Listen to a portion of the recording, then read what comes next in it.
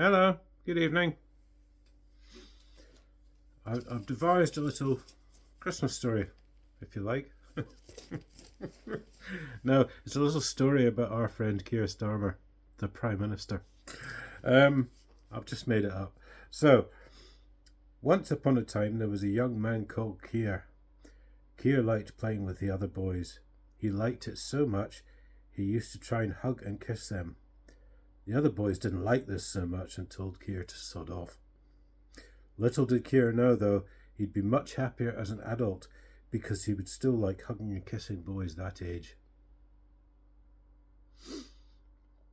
When Kier had finished school, his daddy bought him a law degree, so he decided to go into politics as he had no friends.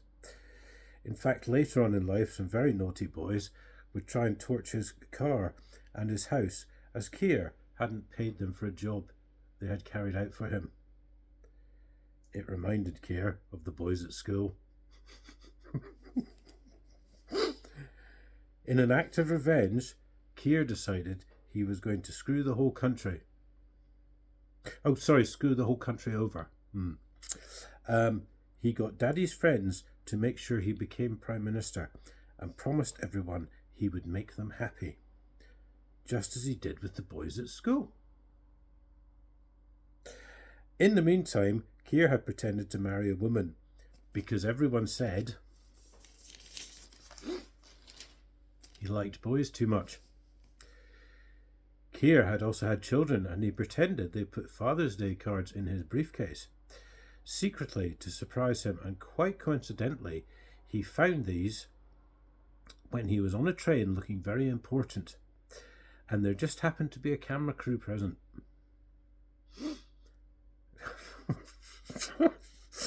Luckily, Kier had left his briefcase full of confidential top-secret documents relating to the security of the country open, so as the kids could put the cards in there.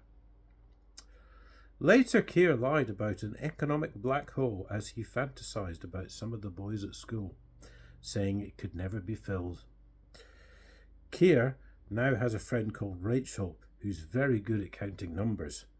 She's so good, she nearly doubled the amount of time she worked at the Bank of England by selfishly adding more figures than she had to.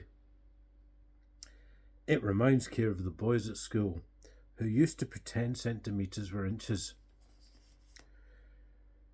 Kier had another friend called Angela, who used to dress in clothes resembling a parachute. It's not actually clear why Kier and Angela were friends, as Angela didn't like obeying the law and thought she could buy a house without paying stamp duty. Kier told Angela she couldn't be in the cabinet anymore, and Angela said she was just glad she wasn't in his closet. Kier thought about the boys at school again. Lately, Kier has been very busy. He has been instructing the police to arrest anyone who protests about not having freedom of speech, or who worries about the safety of women and girls, especially given the recent influx of doctors and engineers because of Kier's special welcome programme for all the lovely people who want to come to the country. Kier's special programme even involves supplying boats for a safe passage and accommodation in 4-star hotels. Only British people aren't allowed these because it would be unfair to the doctors and engineers. Kier doesn't like farmers either because it's unfair competition to the supermarkets who also sell food. Kier's friend Edward thinks all farmland should be covered over with solar panels, and we should all rely on wind turbines, which have to be switched off when it's windy. Edward was convinced this would be a good idea because they only last 10 years and the parts required to make them are non-recyclable.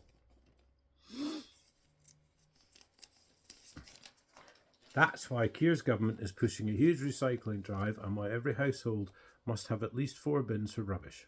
Edward thinks everything is recyclable except the Labour government. Recently, Kier has read about someone called Adolf Hitler, who wanted patriotic national renewal in 1933. Kier thought this was a fantastic idea and called all the nationalists who had been on freedom of speech marches far-right thugs. Kier then told his friend Donald, who he was desperate to impress, that he loved freedom of speech, and the Labour government prided itself on allowing it. The people who went to jail for it only did so because they'd used naughty words. Just lately, Kier has been trying to take credit for Donald's efforts to achieve peace in the Ukraine. Kier especially likes boys from the Ukraine, and it makes him think of the boys at school. Kier has a special friend called Zelensky, and together they like to play with piles of white snow and some straws they bought from the pound shop. The straws only cost 50 pence, and Kier's friend Edward told him the snow is free as long as Kier keeps screwing. As long as Kier keeps screwing the country over. The end. Now, isn't that a nice little tale?